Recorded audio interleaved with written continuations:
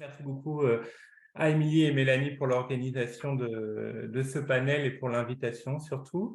Donc moi, je vais présenter sur un angle assez différent, mais il y a plein de choses complémentaires en même temps, dans la mesure où ce que je vous propose, c'est une réflexion un peu spécifique sur la façon dont les politiques d'égalité professionnelle et le droit s'articulent aux outils et techniques de quantification, c'est-à-dire qui produisent des chiffres sur les inégalités femmes-hommes au sein de l'entreprise.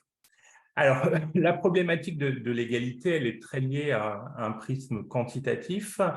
En France, le principe d'égalité entre les femmes et les hommes, il a été, dès l'origine, on va dire, le motif du déploiement d'une intense activité de calcul. Il faut attendre 83 en France pour avoir une véritable politique, un véritable droit de l'égalité professionnelle que Jacqueline Laufer va qualifier d'égalité négociée.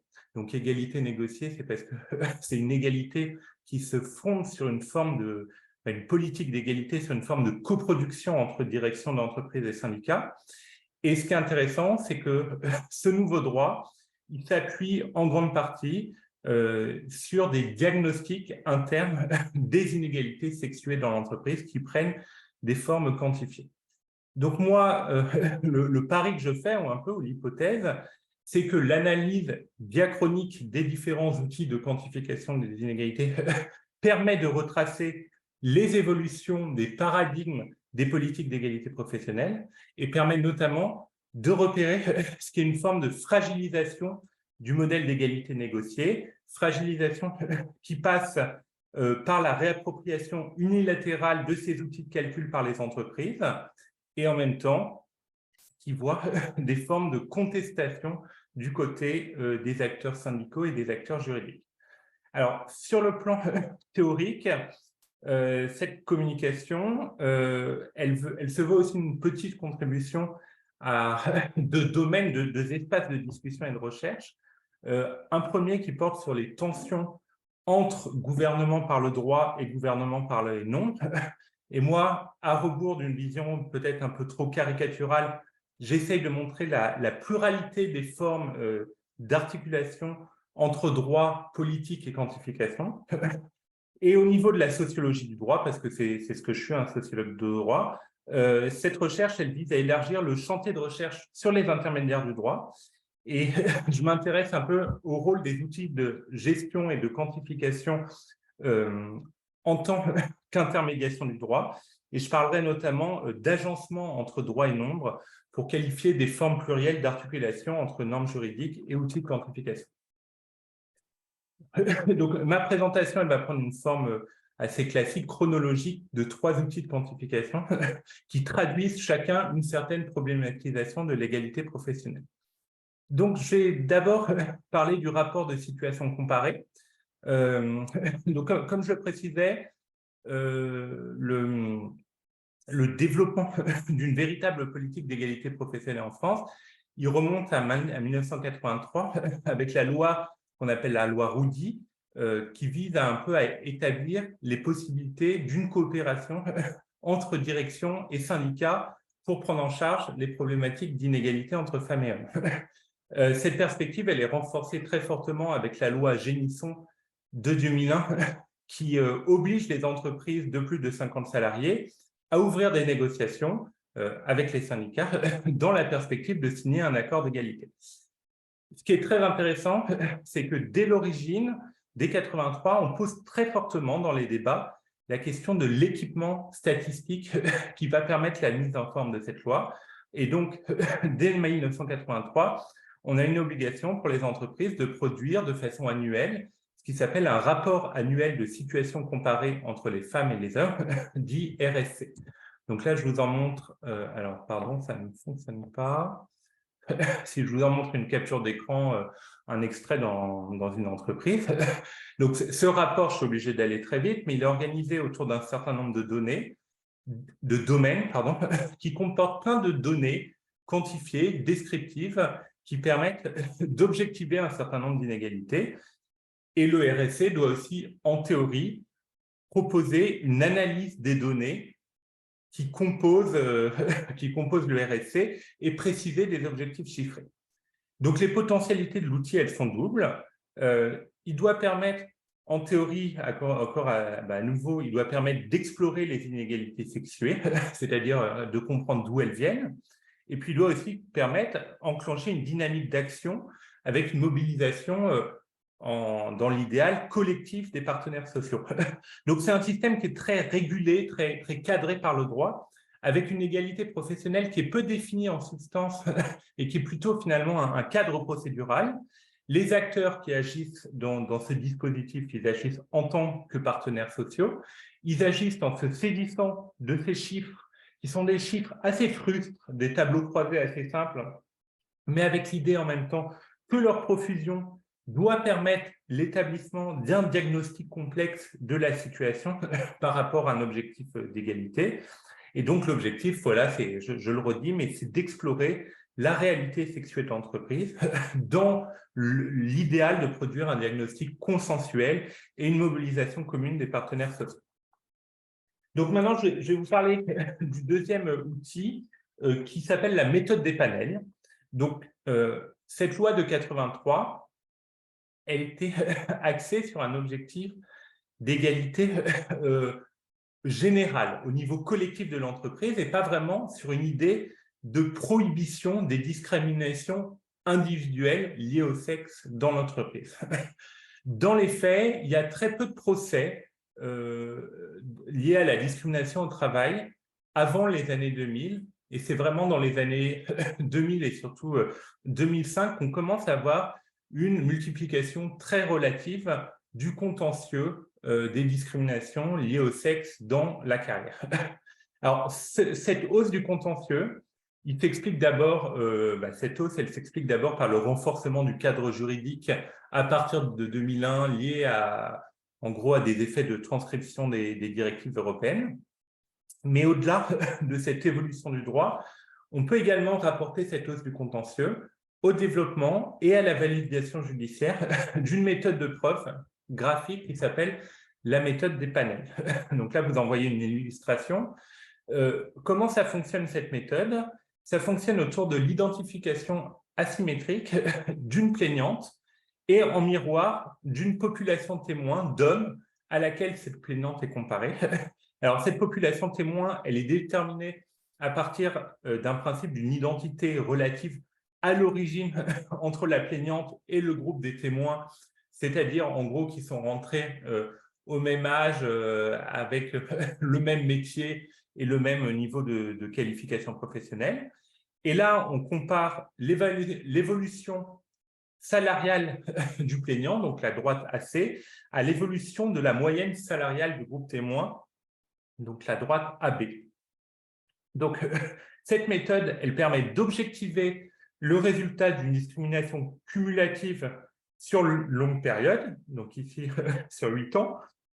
Elle a un pouvoir de conviction très fort devant les juges parce qu'elle permet de visualiser la discrimination, et puis aussi elle a un pouvoir de réparation dans la mesure où elle permet de calculer un quantum de réparation qui est l'aire du triangle ABC.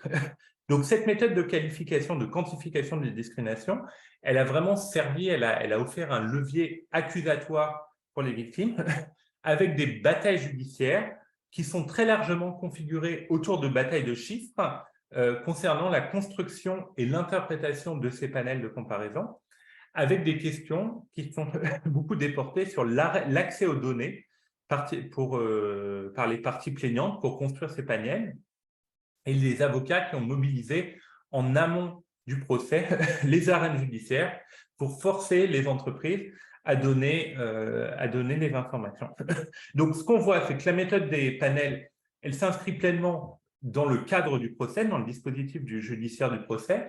Les parties y interviennent non plus en tant que partenaires sociaux, mais en tant que parties en conflit. Les nombres, c'est plus cette multiplication de tableaux croisés, mais c'est des nombres très retravaillés, très arrangés, très retraduits visuellement, avec l'objectif non plus d'explorer, mais d'accuser et d'obtenir réparation. On voit que cette méthode, elle a été construite pour le droit, c'est-à-dire dans l'optique de renforcer l'effectivité du droit de la non-discrimination. Elle s'appuie sur des cadres juridiques procéduraux, qui sont ceux du procès, mais également ceux qui permettent d'obtenir des données. Et elles donnent lieu à des disputes judiciaires intenses concernant la pertinence des panels. Donc, on n'est pas du tout dans la production d'un consensus théorique, mais vraiment dans des batailles rangées entre des chiffres différents qui vont être tranchés par les juges. Le troisième outil sur lequel je m'attarde, c'est l'outil l'index d'égalité professionnelle. Donc, je reviens également sur sa chronologie. Cet index, il apparaît, plus exactement, il faut remonter un peu à la fin des années 2000. On a des entreprises qui se retrouvent de plus en plus mises sous pression pour se mettre en conformité par rapport à plein d'obligations légales. Elles développent des outils régulateurs qui permettent d'aborder le problème de la discrimination en interne. Alors, c'est des outils qui peuvent prendre des formes d'outils individualisés de suivi de carrière, donc avec un peu une forme de parallèle par rapport au panel, mais c'est aussi et surtout des outils de quantification au niveau de l'entreprise. Donc, on a plein d'entreprises qui se font aider par des experts et qui produisent des diagnostics globaux sous forme de régression multilinéaire pour donner un chiffre d'inégalité salariale injustifié. Donc, on ne peut pas renvoyer à une différence de structure entre les salariés femmes et les salariés hommes. Et ces inégalités injustifiées, c'est vraiment la part sur laquelle les entreprises vont essayer de lutter, notamment en proposant parfois en tout cas, des enveloppes de rattrapage. Le développement de ces outils, il va pousser l'État à proposer en 2018 une nouvelle obligation de résultat, c'est-à-dire on ne va plus être seulement sur l'obligation de moyens, qui est celle de négocier, mais vraiment d'avoir des résultats, avec la production en 2018 donc d'une nouvelle obligation qui est l'index d'égalité professionnelle. Donc l'index d'égalité professionnelle, vous envoyez une sorte de schéma là. C'est une note sur 100 points avec 5 sous-items, avec une méthode de calcul pour les calculer à partir des données du RSC.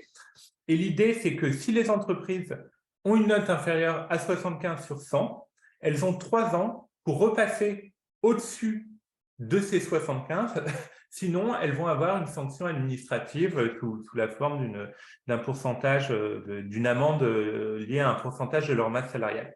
Alors, ce qu'on voit et ce que montrent les études, c'est qu'avec ce nouvel outil, on a une marginalisation beaucoup plus forte des syndicats que dans le modèle précédent du RSC, qui continue d'ailleurs à exister, mais qui est un peu finalement dévalué, on va dire, par cet index. On a une logique également très différente, dans la mesure où le RSC, il était dans une logique d'exploration. Là, cet index, il sert à évaluer et à réguler, dans la mesure où la note inférieure à 75 est censée déclencher une réaction très forte de l'entreprise pour repasser au-dessus des 75. L'obligation juridique, elle a aussi un cas très différent. Maintenant, elle est adossée à l'autorité administrative qui est en charge de l'application de cette pénalité financière. Et, pardon, je me suis trompé de feuille. Et oui, c'est également très intéressant parce qu'on voit tout un ensemble de critiques qui sont portées contre cet index par les syndicats, notamment, qui en fait, mettent en cause le caractère très synthétique du chiffre et ses modalités de production qui participeraient ici près à invisibiliser tout un ensemble d'inégalités et de discriminations. On pourra revenir sur ce point tout à l'heure.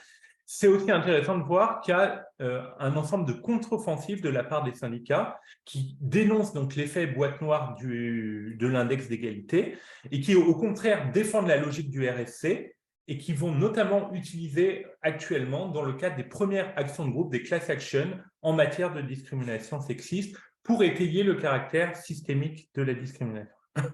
Alors, en conclusion, cette communication, elle plaide pour le fait de prendre au sérieux ces outils de quantification sur lesquels s'appuient les politiques d'égalité professionnelle, comme au Québec d'ailleurs, comme les outils de l'équité salariale, parce qu'on voit qu'à partir de ces outils se déploient différentes problématisations de la question, que ces outils, ils donnent également, ils distribuent différents rôles, différentes responsabilités aux acteurs des configurations d'action, et ils ont également des effets différents, des conséquences différentes.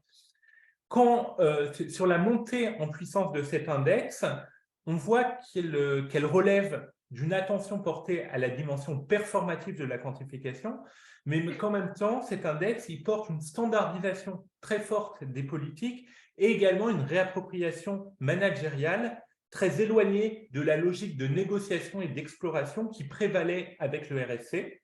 Et donc, ça pose la question de la pérennité du modèle d'égalité négociée tel qu'il avait été défini en 83 et donc également de la possibilité des salariés de peser sur ces politiques via leur représentation syndicale dans un modèle de démocratie sociale. Voilà, je vous remercie.